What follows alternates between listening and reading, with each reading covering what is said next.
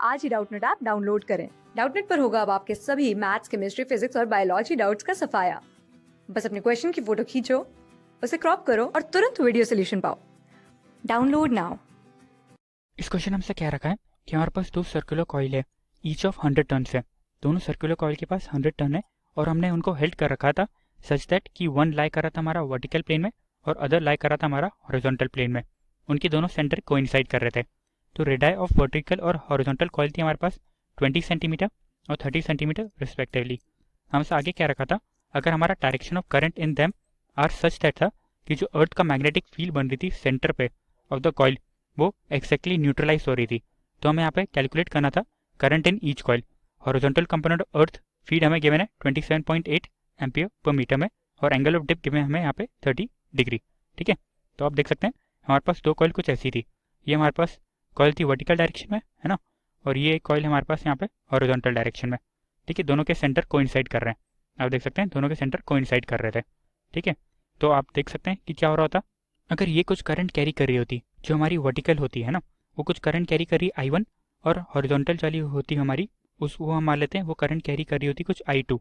ठीक है, तो आप देखेंगे हॉरिजॉन्टल के कारण जो मैग्नेटिक फील्ड बन रही होती वो वर्टिकल डायरेक्शन में बनती और वर्टिकल के कारण जो हमारे पास मैग्नेटिक फील्ड बनती वो हॉरिजॉन्टल डायरेक्शन में होती। यानी जो हमारा हॉरिजॉन्टल कॉइल होगी, ठीक है, वो मैग्नेटिक फील्ड बैलेंस करेगी हमारी वर्टिकल डायरेक्शन में, और जो हमारी वर्टिकल कॉइल होगी वो मैग्नेटिक फील्ड बैलेंस करेगी हमारी हॉरिजॉन्टल डायरेक्शन में। ठीक है, तो हम सबसे पहले मैग्नेटिक फील्ड निकालते हैं। इसके कारण ये जो करंट I2 कैरी कर रहा था उसके कारण कितनी होती, तो उसकी वैल्यू होती है हमारे पास mu nought into number of turns n into current I2 upon में 2 टाइम्स ऑफ R2 के बराबर होता। ठीक है, ये जो मैग्नेटिक फील्ड लग रही होती है हमारी, ये लग रही होती वर्टिकल डायरेक्शन में। ठीक है, राइट हैंड रूल से हम निकालेंगे तो ये वर्टिकल डायरेक्शन में आ रही होती, और जो B1 होता है हमारे पास उसकी वैल्यू होती mu nought into number of turns n into I1 upon में 2 टाइम्स ऑफ R1 होता। ठीक है, ये मैग्नेटिक फील्ड लग रही होती है हमारी हॉरिजॉन्टल डायरेक्शन में। ठीक है, ये मैग्नेटिक फील्ड होती है हॉरिजॉन्टल डायरेक्शन में। तो जो मैग्नेटिक फील्ड हॉरिजॉन्टल डायरेक्शन में लग रही होती वो अर्थ की मैग्नेटिक फील्ड के हॉरिजॉन्टल कंपोनेंट को बैलेंस कर रही होती। ठीक है, यानी आप देखेंगे ये कितना होता है हमारे पास, B1 की जो वैल्यू होती वो बैलेंस हो रही होती हमारे पास म्यू नॉट इंटू H से बैलेंस हो रही होती, क्योंकि अभी यहाँ पे हमें horizontal component of earth magnetic field ampere per metre में दे रखा था। ये हमारी यूनिट होती है इंटेंसिटी ऑफ मैग्नेटाइजेशन की। ठीक है, यानी मैग्नेटाइजिंग फोर्स जो लग रही होती है उसकी यूनिट होती है। तो जो B होता था हमारे पास होता म्यू नॉट इंटू H के बराबर होता था। ठीक है, तो BH हमारा म्यू नॉट इंटू H के बराबर हो रहा था, ये चल रहा था हमारे पास। ठीक है, तो आप देखेंगे हमारे पास क्या चल रहा था, हमारे पास जो था ये mu nought into number of turns n into current I1 upon में 2 टाइम्स ऑफ R1, ये बैलेंस होता है हमारे पास म्यू नॉट इंटू H से। ठीक है, तो ये म्यू नॉट से म्यू नॉट कट जाता तो हमारे पास I1 की वैल्यू आ रही होती यहाँ से। I1 होता हमारे पास यहाँ पे 2 R1 इंटू H अपॉन में चल रहा था हमारे पास n। ठीक है, 2 R1 इंटू H अपॉन में n चल रहा था। ठीक है, यही चल रहा था हमारे पास यहाँ पे। वैसे ही सेम हम B2 भी निकाल सकते थे, है ना। B2 हमारा उससे बैलेंस होता म्यू नॉट इंटू V से बैलेंस हो रहा था, है ना, म्यू नॉट इंटू V से बैलेंस हो रहा था। B2 था हमारे पास mu nought into n into I2 upon में 2 टाइम्स ऑफ R2 चल रहा था, इक्वल्स जो था हमारे पास म्यू नॉट इंटू V से। तो म्यू नॉट से म्यू नॉट कट जाता। ठीक है, तो यहाँ से हमारे पास I2 की वैल्यू आ रही होती। I2 होता हमारे पास 2 R2 इंटू V अपॉन में n चल रहा होता। ठीक है, ये हमारे पास I2 चल रहा होता।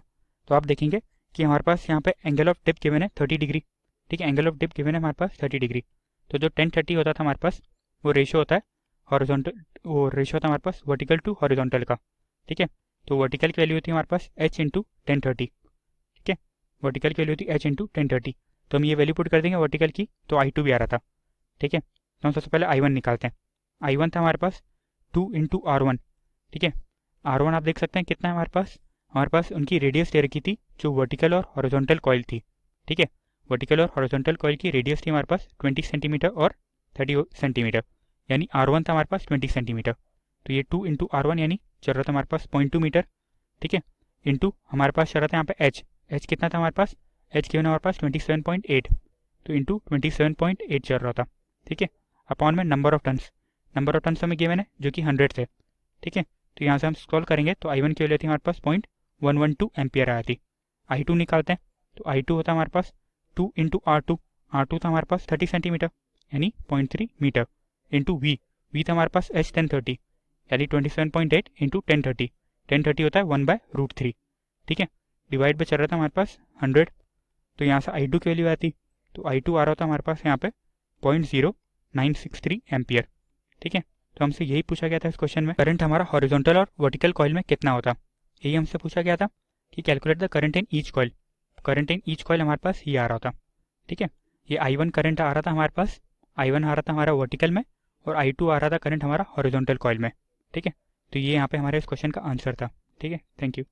क्लास 6 से 12 से लेके नीट, IIT, जेई मेंस और एडवांस के लेवल तक 10 मिलियन से ज्यादा स्टूडेंट्स का भरोसा। आज ही डाउनलोड करें डाउटनेट ऐप या व्हाट्सएप कीजिए अपने डाउट्स 8400 400 400 पर।